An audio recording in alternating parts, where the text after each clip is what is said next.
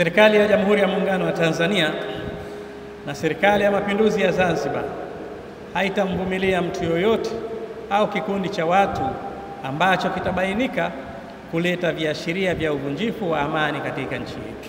Sote tunashuhudia kupitia vyombo vya habari katika nchi mbalimbali duniani ambazo zimepatwa na machafuko na kupoteza amani juu ya namna kina mama na watoto wanavyopata shida, sambamba na kujitokeza uharibifu wa miundombinu na idadi kubwa ya watu kupoteza makazi na maisha, na wengi wao kupoteza maisha yao. Hili ni jambo la kujifunza kwa Watanzania wote juu ya umuhimu wa kuilinda amani tulionayo katika nchi yetu na kufahamu athari zinazoweza kujitokeza pindi amani ikitoweka. Kutoa wito kwa wananchi kuendelea kushirikiana na vyombo vyetu vya ulinzi na usalama kwa kutoa taarifa pale tu wanapobaini vitendo vya uvunjifu wa amani katika maeneo yao wanayoishi na maeneo mengine, ili hatua za haraka ziweze kuchukuliwa.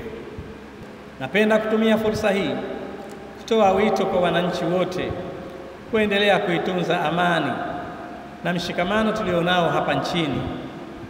Ni vyema kila mmoja wetu akafahamu kuwa amani ndio msingi mkuu wa maendeleo, na bila ya amani hakuna maendeleo tutayoyafikia. Nimefarijika sana kuungana nanyi katika hafla hii kufanya maombi ya ulimwenguni kote kama ambavyo hufanyika kila mwaka katika mataifa mengine duniani. Jambo hili ni zuri, kwani kufanya maombi ni hatua muhimu ambayo inasaidia katika kutatua changamoto na kupata mafanikio kwa mtu mmoja mmoja, jamii zetu na taifa kwa ujumla. Hivyo na upongeza Umoja wa Wanawake wa Kikristo Zanzibar kwa kuweza kuratibu maombi haya na kuiombea nchi yetu na dunia kwa ujumla.